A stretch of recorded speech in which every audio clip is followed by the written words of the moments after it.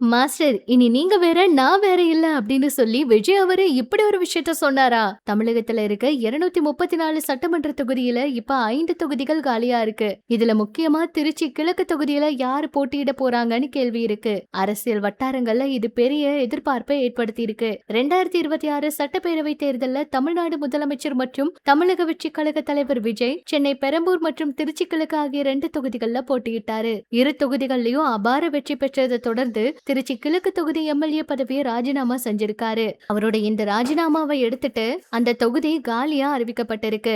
இந்த நிலையில இன்னும் சில மாதங்கள்ல தமிழகத்துல காலியா இருக்க 5 சட்டமன்ற தொகுதிகளுக்கும் இடைத்தேர்தல் நடத்தப்படும்னு சொல்றாங்க. திருச்சி கிழக்கு தொகுதியில நடிகரும் சமூக ஆர்வலருமா இருக்க ராகவா லாரன்ஸ் அவரு போட்டியிட இருக்காராம். முதல்ல அந்த தொகுதியில ஓய்வு பெற்ற ஐஏஎஸ் அதிகாரி சகாயம் அவரு போட்டியிடுவாருன்னு தகவல் வெளியாச்சு. அது குறித்து இப்ப வரைக்குமே எந்த ஒரு முடிவும் எடுக்கல.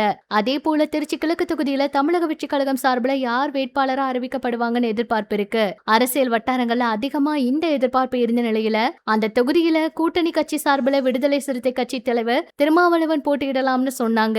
ஆனா அவருக்கு அந்த இடம் இல்ல அப்படின்னும் அவரு நான் போட்டியிட மாட்டேன்னு சொன்னாரு. திருச்சி கிழக்கு உட்பட எந்த தேர்தலையும் அவர் இடைத்தேர்தல்ல போட்டியிட போறதில்லைன்னு சொல்லியிருக்காரு. மேலும் அமைச்சரவையில இடம்பெற தனக்கு அழைப்பு விடுக்கப்பட்டதாகவும் ஆனா அதுக்கு உடன்பாடு இல்லைன்னு சொன்னாரு. இந்த சூழல்ல மறுபடியும் திருச்சி கிழக்கு தொகுதியில யாரு களமிறங்குவாங்கன்னு கேள்வி எழுந்திருக்கு.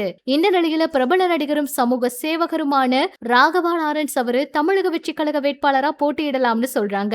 அரசியல்ல நேரடியா களமிறங்குறது குறித்து தன்னோட குருவான நடிகர் ரஜினிகாந்த் அவர்கிட்ட ஆலோசனை கேட்டிருக்காராம். ஆனா இதுவரைக்கும் எந்த ஒரு அதிகாரப்பூர்வ தகவலும் வெளியாகல. இருந்தாலும் திருச்சி கிழக்கு தொகுதியில ராகவா லாரன்ஸ் அவர் களமெடுக்கப்படலாம்னு தகவல் வெளியாகி இருக்கு.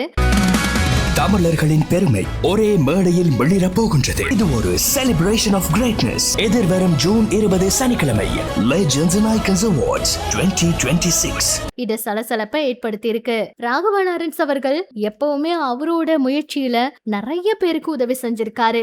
நிறைய பேரை படிக்க வச்சிருக்காரு. அவரு நிறைய குழந்தைகளுக்கு இப்ப வரைக்குமே உதவிக்கிட்டு இருக்காரு. நம்ம எல்லாருக்குமே தெரியும். அவரோட நல்ல மனசுக்கு நிறைய பாராட்டும் அவருக்கு கிடைச்சுக்கிட்டு இருக்கு. அந்த வகையில இப்ப அவர் கட்சிக்கு வந்தாலும், அதாவது அரசியலுக்கு வந்தாலும், அவர் மக்களுக்கு நிறைய விஷயங்கள் செய்ய நிறைய வாய்ப்புகள் கிடைக்கும். இந்த அரசியல் களத்துல அவர் வெற்றி பெற்றா அது வழியா மக்களுக்கு நிறைய சேவை செய்ய முடியும் அப்படின்னு முடிவெடுத்திருக்காரா, இல்ல இது எல்லாமே வதந்தி, இது உண்மை கிடையாது அப்படின்னு சொல்லி சீக்கிரமா இதுக்கு முற்றுப்புள்ளி வைக்க போறாரா அப்படிங்கறத பொறுத்திருந்து பார்க்கலாம். எது எப்படியோ விஜய் அவர் கூட ராகவா லாரன்ஸ் இணைய போறாரா, இல்ல இது வெறும் வதந்தியா அப்படிங்கறத ஒரு சில நாட்கள்லயே அதிகாரப்பூர்வமா அறிவிச்சிருவாங்கன்னு ரசிகர்களும் வெயிட் பண்ணிட்டு இருக்காங்க. இது பற்றி உங்களோட கருத்தை சொல்லுங்க.